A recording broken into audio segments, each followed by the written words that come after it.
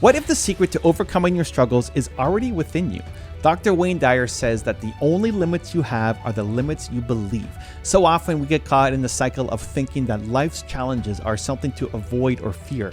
But Dr. Dyer's teachings remind us that it's not the difficulties that hold us back, it's how we perceive and react to them. What if instead of seeing challenges as roadblocks, we could see them as opportunities for growth? Just as Dr. Dyer's life demonstrated, every challenge is a chance to evolve and become stronger. It's not about avoiding tough moments. It's about embracing them, learning from them, and transforming them into stepping stones towards peace and personal growth. A special thanks to Hay House for partnering with us to release this video exclusively here on my YouTube channel. If you've been here before, drop a hashtag Believe in the comments below so I can feature you here in a future video. And if you're new, welcome to Believe Nation, the only channel that helps you believe in yourself daily, one video at a time. Believe. You have brought me through some things that I never thought I could do, and I'm so grateful to have this opportunity to say thank you. Oh, what did you get brought through? What couldn't you do that you can do now? What couldn't I do? No matter what, okay?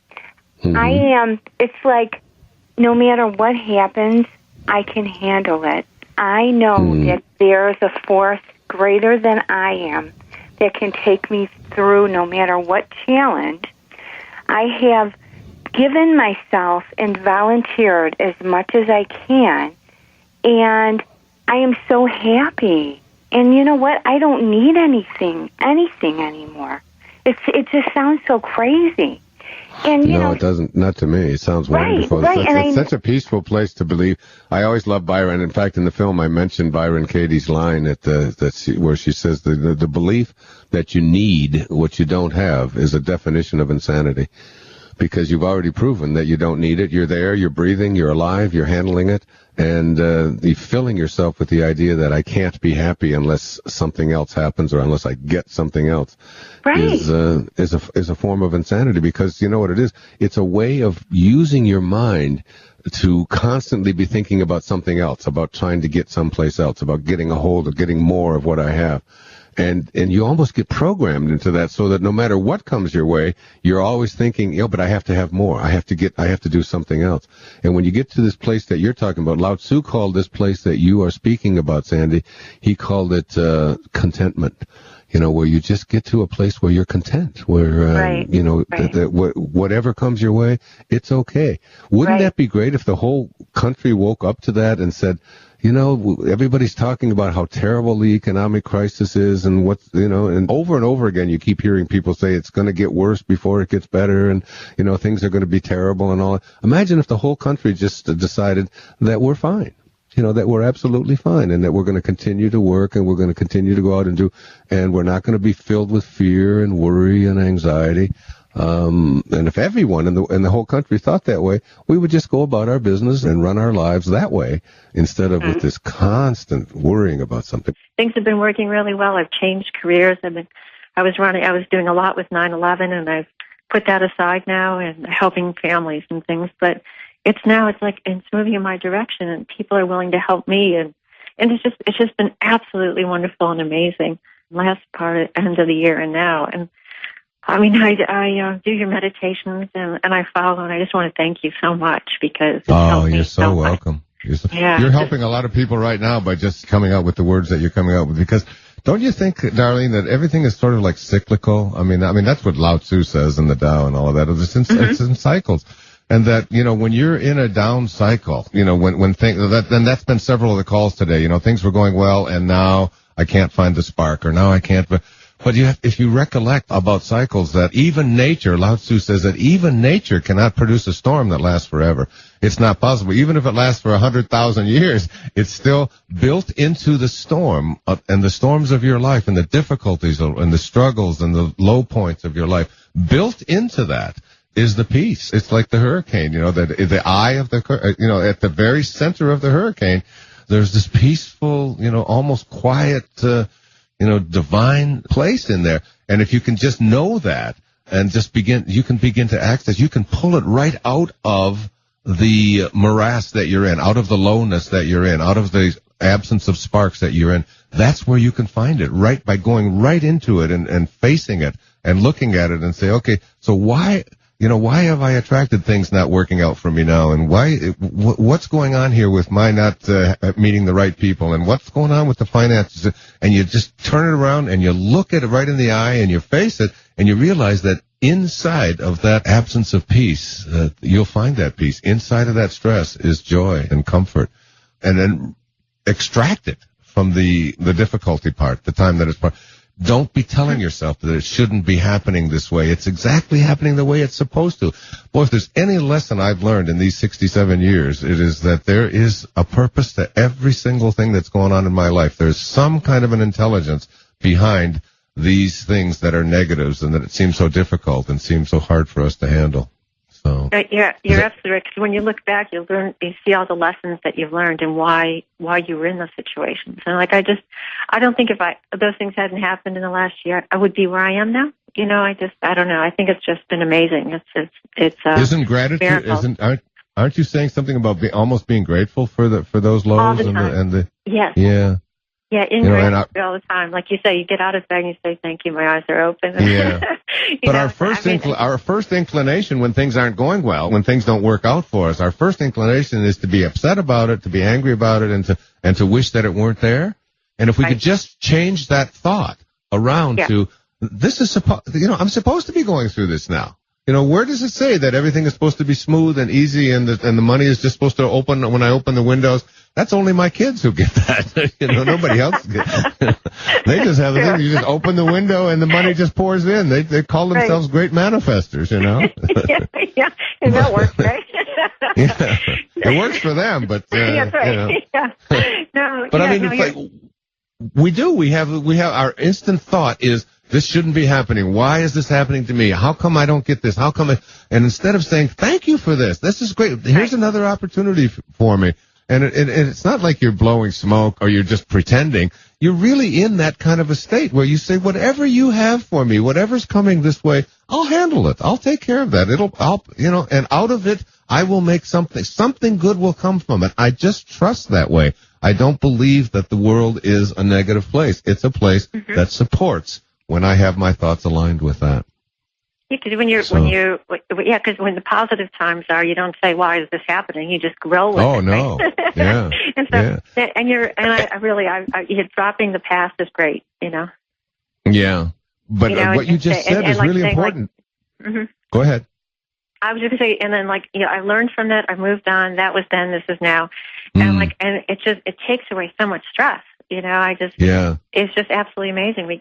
Not being able to predict the future, but knowing that, that you'll be able to deal whatever with comes along. Come up. Whatever comes along, I'm prepared to handle it. The universe is never going to give me any more than I can handle. There's an absolute awareness of that. But the reverse of this is true as well, that when things are going really well and everything seems to be showing up on time and the manifesting is taking place and so on, that it's still a cyclical nature, the universe that we're in. And it's still that built into those really good times, into the highest point. Like if you're at the highest point, and let's just say it's a mountain, and you're at the very, very top of the mountain, and oh my God, this is as good as it gets.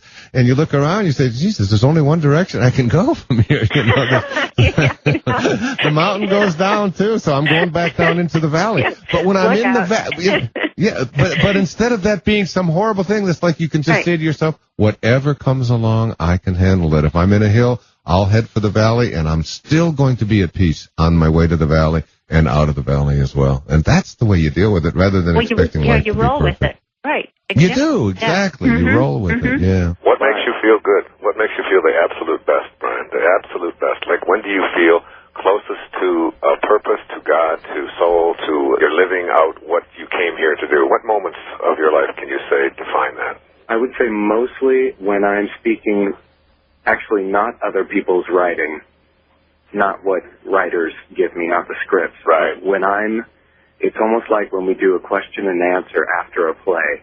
Right. And people are asking me about this and that or the other thing. Right. And there is a part of me that comes to life that is very, I don't know, just... That's the bliss that you feel. It's when you're not being scripted and when you are creating your own script extemporaneously. Is that correct? Yes.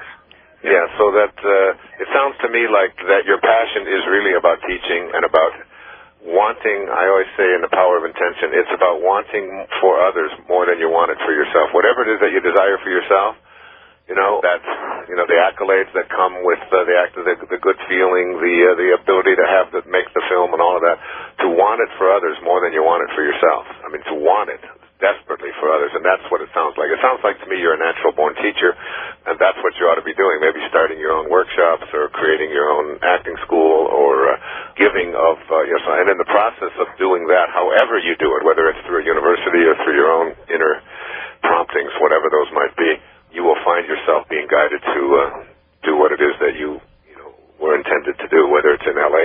And I've always believed that geography makes no difference and the money makes no difference. It's not ever about those things. It's about having such a powerful interconnection and a powerful spiritual intention that it can't do anything but manifest. So it's not so much about me pursuing the work for myself and the accolades for myself, because that was always confusing me. How could I help somebody else get into a film or do the kind of work they want to do? That's where you want to stay. Want to stay with that. That's how I do my writing, by the way. When I write, I don't write for me. I don't write for the money. I don't write for the bestseller list position. I don't write for any of that. I write because I can just imagine another person out there reading these words and being deeply affected by them. And I want that bliss that I feel that I want for myself. I want it for them even more than I want it for myself. And that's, I think, what earmarks the success of virtually anything. I've actually made a major life choice to move from London to the centre of France last year in September. I had a great desire to be surrounded by cows and trees and fields and countryside rather than the stress and strain of city life, which wasn't good for me. But nothing really seems to have changed apart from my location. I'm still finding everything is just pressing down on me, and I'm just under as much pressure over here as I was in London. And I feel really stuck, and I don't know which way to turn. I want to be living a better, more spiritual life, but I just seem to still be drowning. I think that you may have left London, your body may have left London and the city life and all of the, the fast-paced kind of thing that you were probably used to. For your lifetime, and then you arrive in the idyllic space, which is, the cows and the trees and the clouds. And I saw a cartoon one time of a couple just sitting there looking at the sunset, and he's looking at his wife, and both of them are now retired and just looking at the sunset. And he said, if this is what I've been planning for my entire life, I'd rather go back to doing the work. And I think it relates a little bit to what Summer and I were just, schmoozing about there at the beginning of the show, about being able to be in the moment and be present right here, right now. This is what you have. This is it. This is like, and there'll come a moment when you'll begin to realize that, Voltaire was right. He said, wherever I go, there I am. Wherever I go, there I am. In other words, this has really nothing to do with the location and where you are and who's around you and the circumstances and whatever situations you find yourself in.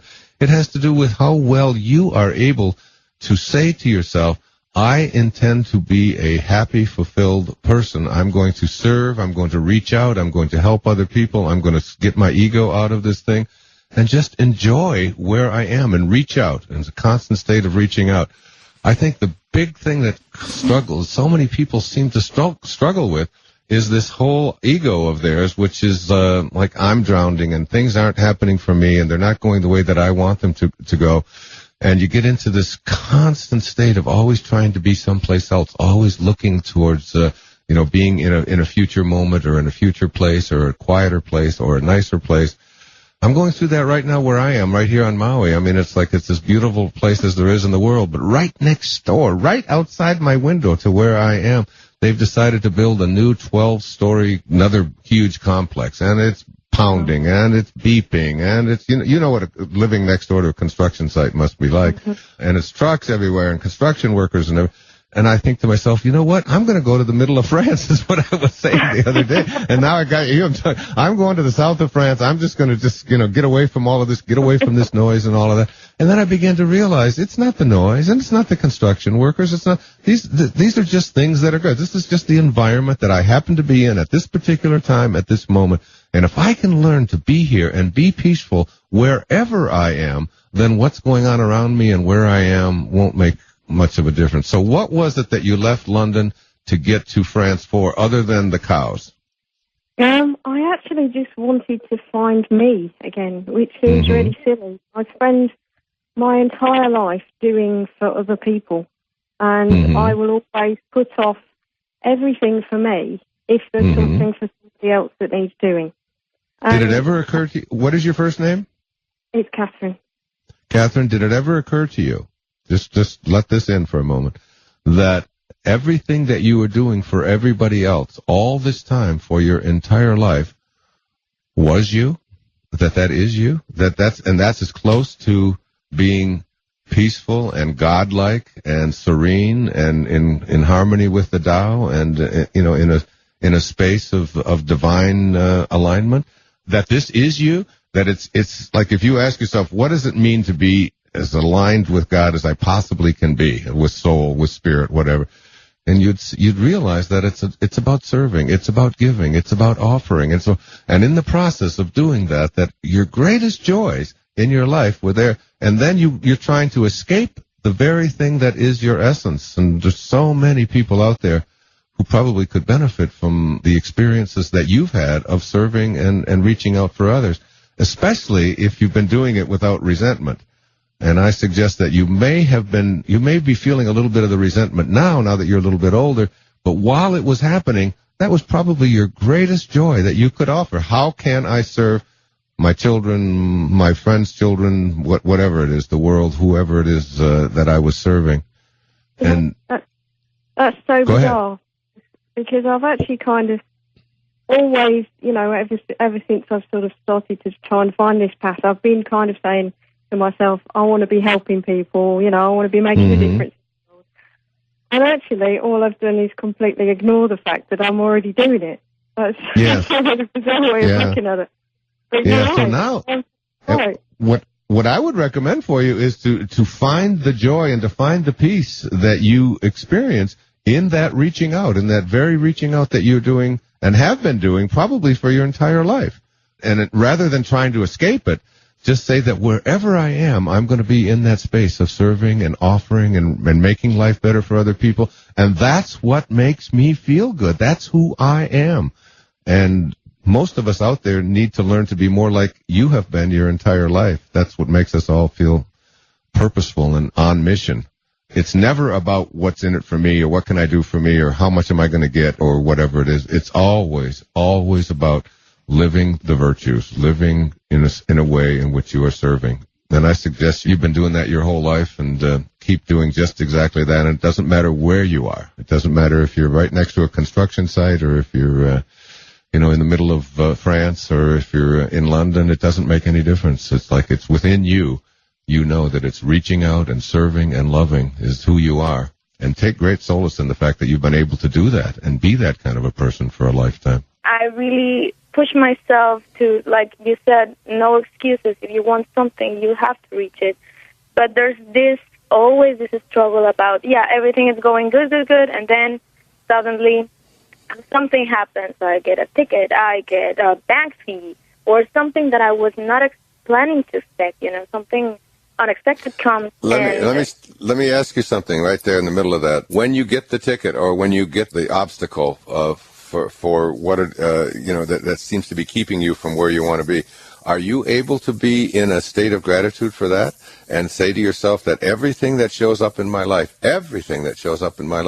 even the stuff that my ego and the part of me that thinks it shouldn't be happening, even when that is trying to convince me that this is just bad luck, that there's really a reason for it, that there's just as much as the good things that show up in our life, that the struggles, the difficulties, the obstacles, the things, if you can be in that place where you can say, okay, I'm listening, I got this ticket, I attracted it into my life, it's going to cost me a little bit more, or whatever it might be. Maybe it was just a bigger lesson was there, which was to slow down or to, to not be so consumed with all of those things. In other words, as you go through the days of your life and you have one idea about how your life should be going and how your bills should be paid and all of these kind of things, and it's all fine, but there's also something bigger that's moving the chess pieces around in your life that is also saying, but here's something for you to deal with over here, or this doesn't. I'm going to be 70 years old in a few weeks, and it's the lesson that I've really learned in my life is that everything that's happening to me, even when I don't like it, and I'm able to look back on it, like I can look back on so many of the difficulties and hardships and lacks that occurred in my life that I now am totally grateful for them and realize I couldn't be where I am had I not gone through those. And that isn't just for the really big things, it's for all of the little things as well. And that's the state, I guess that's the theme of today's show. That's what the turtles seem to be doing. The turtles, that are out there, they're not consumed with, is there enough moss growing on this rock? There should have been more than here this wasn't here yesterday, or all of these snorkelers out here, why are they there? They just seem to, they just seem to flow with it and be in that state of allowing that most of us are not in. And I think that when you get to that state of being able to just allow and recognize and more than anything, be grateful for the pain that you're going through or the hardship that you're going through.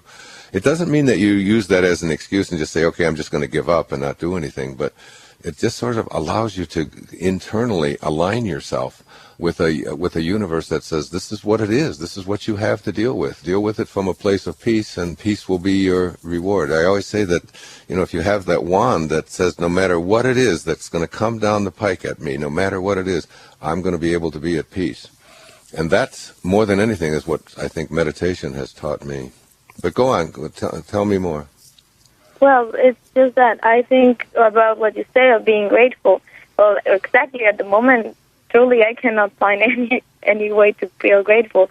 I try to learn from that, and I grow from that. I've overcome so many things, but the thing is, like, every time, okay, I'm done with it, this unexpected thing comes, takes me back a little bit. I overcome that, but it keeps on coming. It became a cycle, It became a cycle the last 2 years. I've been reaching my goals little by little, but I still, being some kind of attached there or stuck in there. But how about having a different goal? What is your name? How do you say your name? Marisol. Marisol. How about having a different goal? And that goal is to say, no matter what comes my way, no matter what it is that shows up in my life, I'm going to be in a state of peace about it. I'm not going to judge it. I'm going to just allow. I'm going to be in that state of allowing.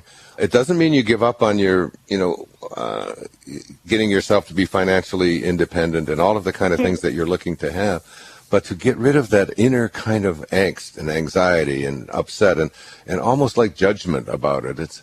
I don't know. I just think that there's an energy in the universe that you want to stay connected to, which is one of, all things that are showing up in my life are showing up on time. All obstacles that are showing up are not showing up because I'm being singled out and because, things, that I have to be, I'm being punished for or whatever. Everything that's showing up in my life is presented to me by God. It's given to me by God and by the source, whatever.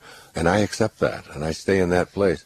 And that makes it puts you in a place where it's easier to just move along.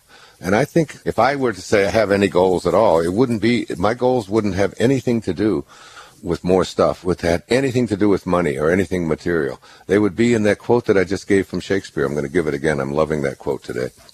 My crown is in my heart, not on my head, nor decked with diamonds nor Indian stones, nor to be seen.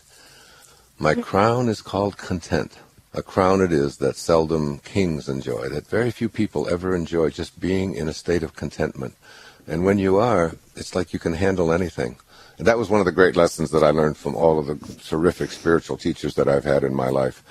My teacher Nisargadatta in India once said to me that, once said to all of us, he said that when he was confronted by a woman who had cancer, and he was trying to tell her to just be at peace and even to be in a state of gratitude for the cancer.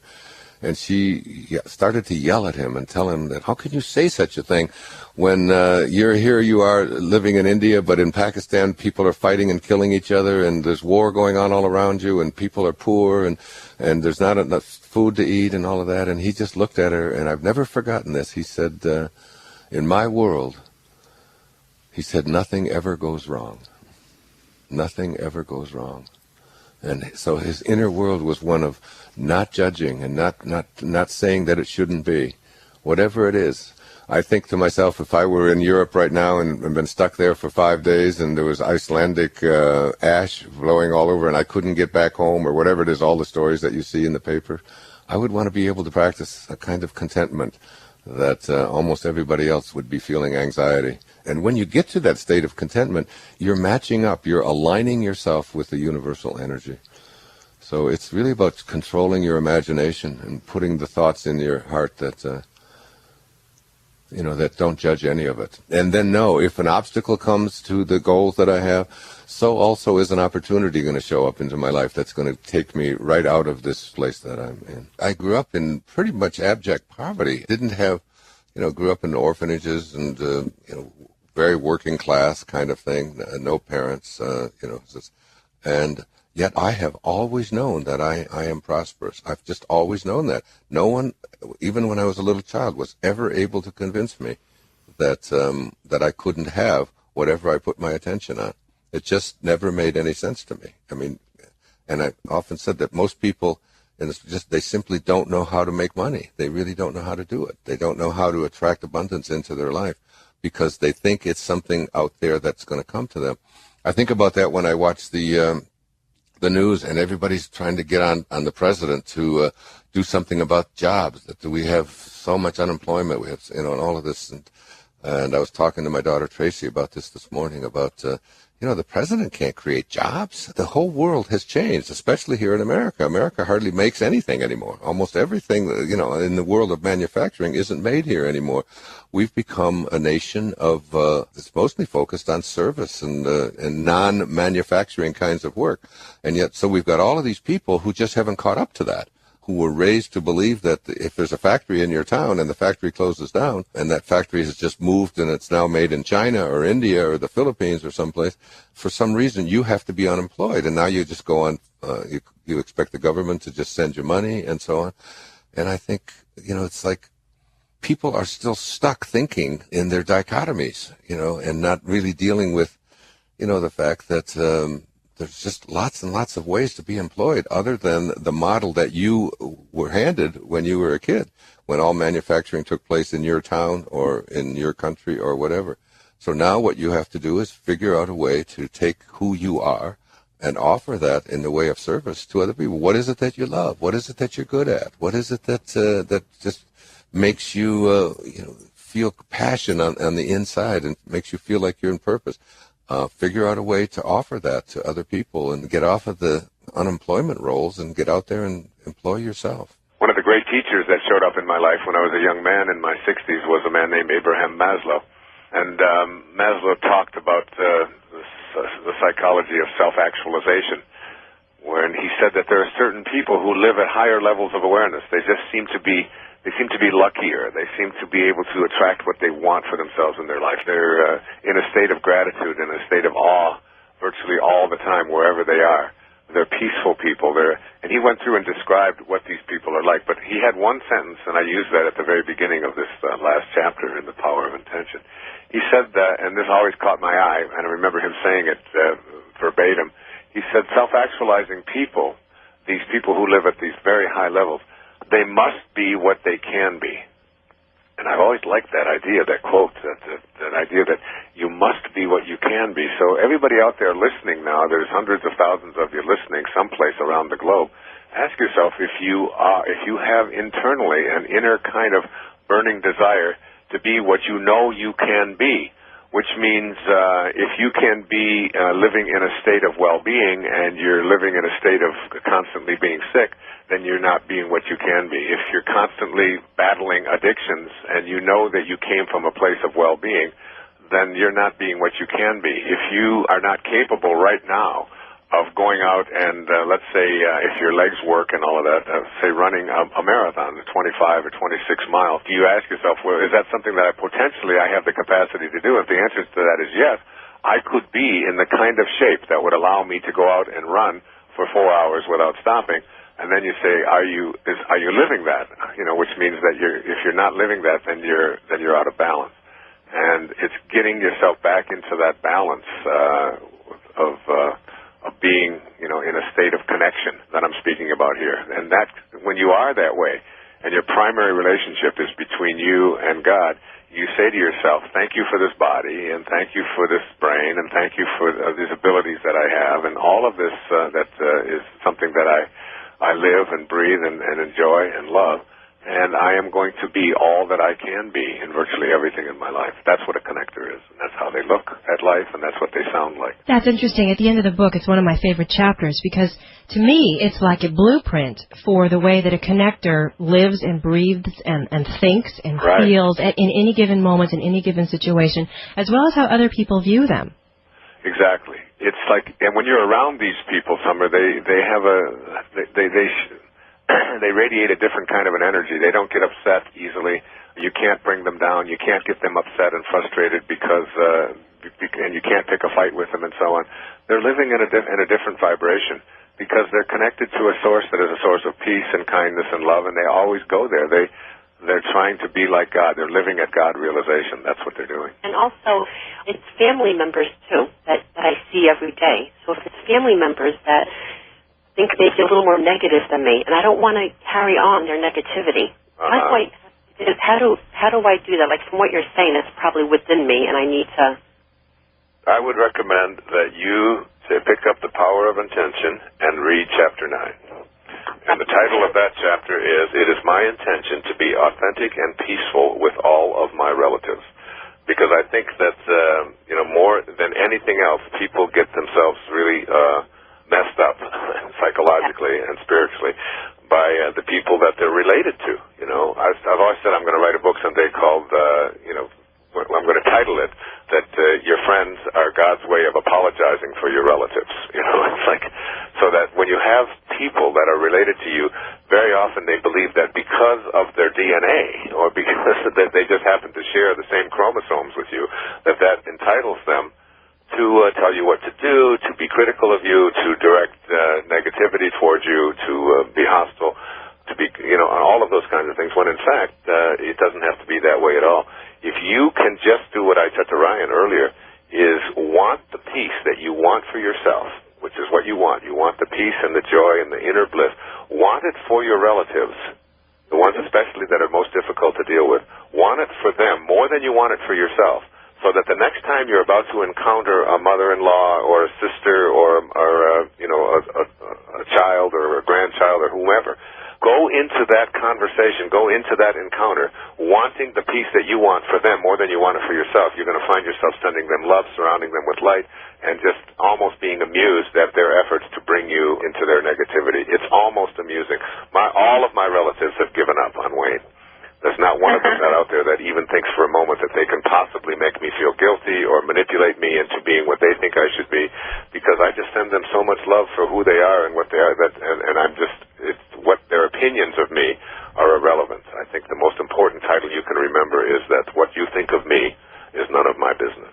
You're not saying be wishy-washy. You're saying still do what you believe. Oh, of course. You don't have to be wishy-washy at all. But you can send love. The response that you have to people who are telling you that you should be this or you should be that is thank you. I appreciate your concern. Thank you for your opinion. That was a very nice, I've never thought of it quite that way. That's very nice. How are you doing today? Is there anything I can do to make your life better? In other words, you take it in, you don't argue, you don't fight, you refuse. Have you ever tried to pick a fight with someone who refuses to fight? Before you know it, you're joining them in their peace, and that's what you have to be. That's the kind of being you want to become. So what can you tell us this morning about how we can juggle our spirituality and our regular lives and make it all fit in together? Well, I think the first thing that we have to do when we look at this idea of spiritual and physical is to no longer make a division between the two. I think that's the biggest mistake that is made in the whole community of people who are calling themselves, quote, spiritual people. That spirituality isn't something that is separate from the physical world. The great lesson that I have been experiencing in my entire lifetime, and particularly in the last 6 or 7 months since the 1st of January of this year, since I've been writing a book about living the Tao, the Tao Te Ching, is that the Tao, which is just another word for the source or for God or for spirit or for the great force that animates all of life and creates everything, is everywhere. And if you stop the dividing and carving it up and looking for it in one place and not in another, and begin to see it everywhere, in everything that you look at, balance will be immediately restored for yourself. See, most of us, we live in a world where we are constantly told that there's evil and that there's bad and that there's things that shouldn't be and that there's, all of these dichotomies and splits and things that the way that we carve up the world. But the fact is that there's only one source. There's only one Tao. There's only one God. And this source is, it's in a spider web, and it's even in the plastic. It's in the industrial waste that we create in our planet. It's in a tire, and it's in a bird, and it's in, virtually every cloud and the ocean. And I could just go on and on for the next 6 hours trying to reiterate this point that spirituality is all, and it's everywhere, and there's no place that it is not. That's my mother calling me. Oh, well. And my mother's 90 years old in her 91st year, so she can interrupt my radio show if she wants. That's right. I'll cover for you for a minute while you talk to your mom. No, it's gone. I turned it off. I'll get her back. But as she always says, she talks about she's so old. She said, she said when I was a young girl, she said the Dead Sea wasn't even thick yet. So that's her humor. Oh, and even her calling right now, there's something about that because she's a great reminder to me of the fact that spirit is everywhere. So first of all, stop dividing it up. Stop looking for assuming that it's someplace else. And right now, in this very moment, just gaze wherever you are, whatever room you're in, or if you're outdoors, if you're on a cell phone, if you're driving in your car, if you're in your living room or whatever, just look around, look out the window, and just begin to bless every single thing that you find in your life. This is the surest and the quickest and the most important way to get out of what some people call the rat race. I heard it referred to as they were describing this program here today, that there's this rat race. There's no rat race out there. That's just a term that we have invented because we don't know really how to go within and stay calm and find the peace that's within each and every one of us. There's no anxiety out there. There's no pressure out there. There's no, there's no depression out there. All of these things are something that we have created for ourselves in our lives, in our own minds. And when you begin to see God everywhere, and it's one of the things that I talk about when I talk a lot about manifesting and how to create things for yourself in your life. There's a story told of a little boy, and he was living in India, something like the 12th or the 13th century. And everywhere this little boy would go, he would just perform miracles. He was what they call an avatar. People would be healed just by being in his presence. And he was like living Christ consciousness. He didn't take on an ego when he came into this world. And everywhere he'd go, there'd be miracles around him. And there was such a calmness and a peacefulness about him. And all of the people gathered around him, and some of the elders in the tribe went to him and said, I'll give you, and they tried to bribe him. They said, I'll give you an orange if you can tell me where God is. And he stopped, and he looked at them, and he said, I'll give you 2 oranges if you can tell me where God isn't. The reasoning or the thinking behind what this great avatar was saying is that if God is everywhere, then God must be in you. And if God is everywhere and God is in you, God must also be in all of the things that you wish that you could have in your life, so that in some immeasurable, invisible way, you're already connected to every single thing in this universe through this thing that we call God, or the Tao, or the Spirit, or the Source, or the Divine Mind, so that it is in us and it's everywhere else. So we are connected, literally connected to everything that we want for ourselves in our life. And then what we do is we separate ourselves from that in our minds, and we begin to believe that we're something separate from that. And in the process of doing that, we get ourselves into this, quote, rat race. We begin to say to ourselves that we must have more. I don't have enough. I'm not as good as somebody else. I must be. And just this morning, I was writing on the 54th verse of the Tao. And the 54th verse of the Tao, Lao Tzu says that Tao is everywhere. It has become everything. To truly see it as it is. See it in a person, see it in the family, see it in the country, see it in the world. And this is the whole essence of all of it, that there is nothing for you to be divided from. And again, keep in mind that you came from a place of oneness. Oneness means that it can't be divided. We came into this world and we began to see dichotomies. We began to see what Lao Tzu called the 10,000 things. So we have ups and downs and rights and wrongs and males and females and yins and yangs and all of these dichotomies and divisions that we've created in our life. But the fact is that we came from a place that doesn't have anything like that, and we're going back to a place that is exactly like that. the effort, the goal, what I'm writing about right now and what I'm encouraging you here today on this radio show is to, while you're here in this world of yin and yang and of opposites and beginnings and ends, norths and souths, and all of these divisions, as long as you're in this world that is like that, make every effort in your mind to return to the oneness, return to the place where there are no divisions, and you're ultimately totally in balance, and you begin to see God everywhere, even in the kinds of things that are going on the planet, like right now. Right now, I get so distressed at the way that we divide things up and the way that we try to resolve problems, not only in our own lives, but politically and so on. With all of the conflicts that are raging all over the planet, we send our envoys over to the Middle East to try to resolve it. But already, before we go, we say, well, we're not going to talk to these people, and we're not going to talk to these because they are part of some kind of evil empire. And these people over here don't see life the way we do. Meanwhile, those are the people who are at war. Those are the people who are in these divisions and are killing each other, and we refuse to talk to them. We won't have anything to do with them. If we would just say, you know what, there's a lot of people who with a lot of hatred for a lot of people out there in the world, let's bring them all to the same table. Even if we don't agree, let's find out what is going on inside of that other person that allows them to have so much hatred that they actually want to kill other people.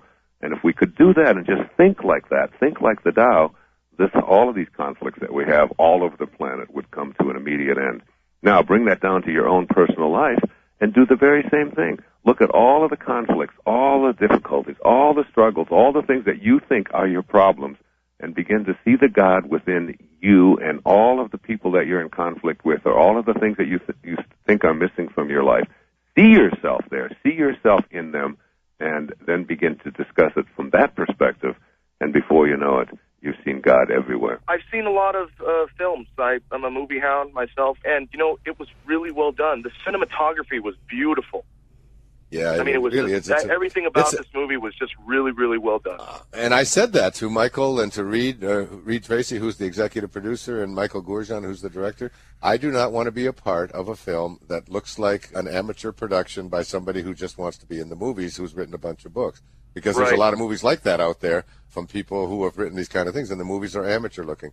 I want this to be a classic. And just like the call that came before when Brian, I don't know if you heard Brian on there. Yes, I did. I'm doing the same thing with this film. I'm not sitting here saying, oh, my God, it's not at the top of the bestseller list, and it's not in the theaters, and it's not this, and it's not that. I just continuously have a knowing that I believe in so strongly. And everybody that I encounter, if you were to walk up to me on the beach here in Maui and say hello to me, I would say, what hotel are you staying in? What room are you in? And that night, I would walk by, and I would put a movie on your door. I've done it hundreds and hundreds of times. And Hay House sends me the films to do this with. And every single person that I meet, I give them a film. And I say, don't keep it in your library after you've watched it. Pass it along or watch it again. And I will have 10 million people watch it. And it doesn't make there's no way that I could think of this thing as ever being a failure. I think it's one of the greatest things I've ever been associated with. And it's that internal kind of knowing. And it's not about me and being a movie star, and we're joking about all of those things.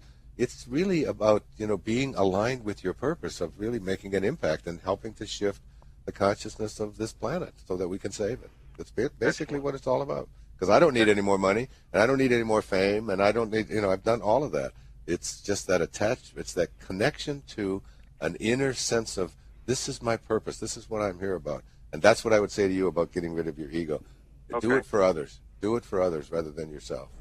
And congratulations, you're one video closer to who you're meant to be. Believe. To watch another amazing Wayne Dyer video, check it out right there next to me. I think you'll love it. Continue to believe, and I'll see you there. If you don't like the kinds of things that are going on in you because you've been conditioned to think that way, then change your conditioning around and take responsibility for it yourself. And Richard Brody's book is as good as anything I've ever seen to illustrate that.